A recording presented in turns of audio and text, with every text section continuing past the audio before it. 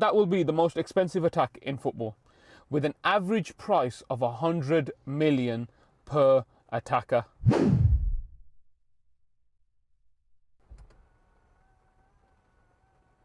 Sitting rather low there. Hello everyone, welcome back to the channel. We are here to discuss another crazy transfer in this seemingly insane transfer window where players are worth a lot more than they should be. And Manchester United aren't involved. Insane.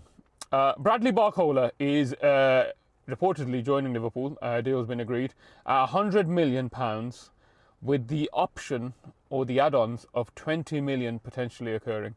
Now, if Liverpool play a front four that involves Isak, Ekitike, Bradley Barcola and Wirtz, that will lead them to have arguably, well not arguably, that will be the most expensive attack in football, with an average price of 100 million per attacker. That's insane. Yet somehow they still have an unbalanced attack.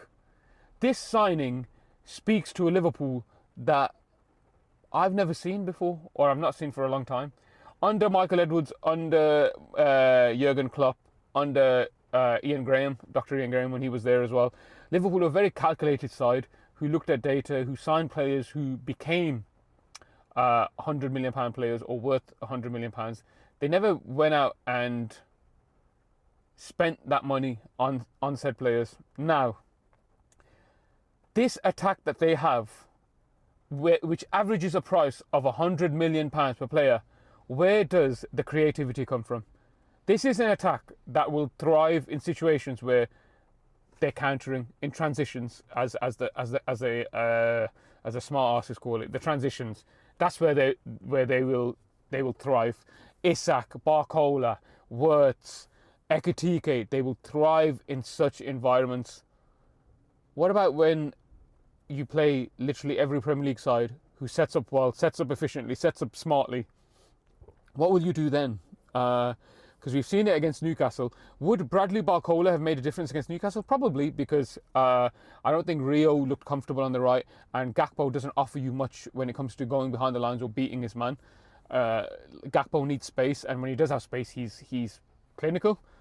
But Liverpool still don't have any creative option. Like, none of these players are creative threats. They're not wingers who can create. They're not wingers like, as boring as it may seem, like Saka, who, if Saka is having a tough day at the office, he's still a creative player. He can still make things happen.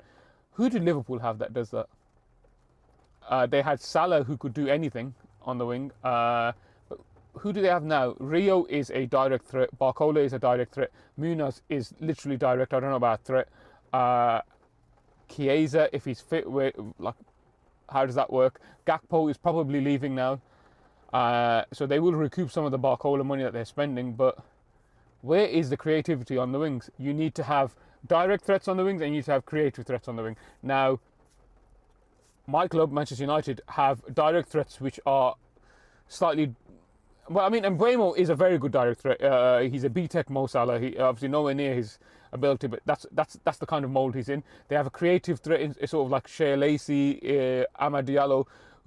Amad Diallo is a bit hit and miss, but Shea Lacey has the potential to be a very good creative threat, like a creative winger in that sort of Saka mould.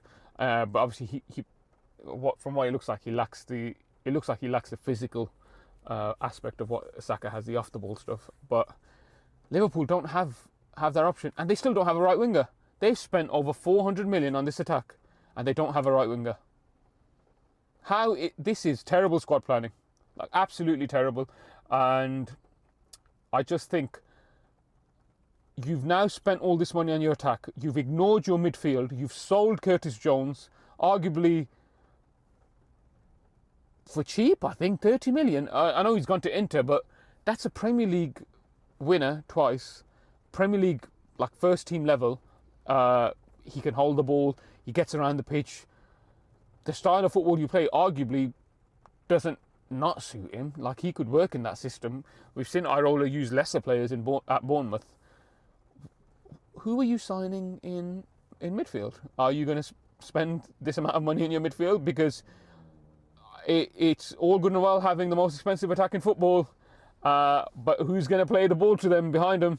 Because Szoboszlai looked like a deer in headlights playing in midfield. Gravenberch doesn't suit this position either, and Wirtz being a part of your midfield three is not a good idea. Eventually, Areola will realise that he will have to play Wirtz either on the left, or he'll have to play him as a 10, as a standalone 10, where he can offer you like some support, like dropping back, but really just offer you that transitional threat, just playing the ball in behind on the counter, stuff like that. But who then you need you need a pair, you need a double pivot. Who's it going to be? It's going to be Grav next to someone. Is it going to be Szoboszlai? Do you really want to put Szoboszlai there? Or will Szoboszlai end up playing right back again because Frimpong isn't good enough and you haven't signed on the right back?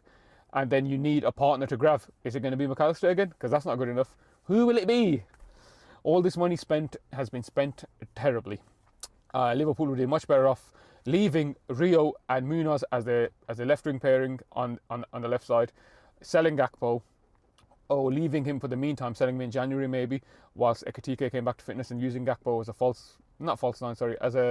as a 9 alternative to Isak, and then obviously signing a right winger. I know they're linked to Ismail Assar, but even Ismail Assar is not the right signing. They needed a winger who could offer them some sort of like creativity, some sort of a different kind of threat than the one that they have right now.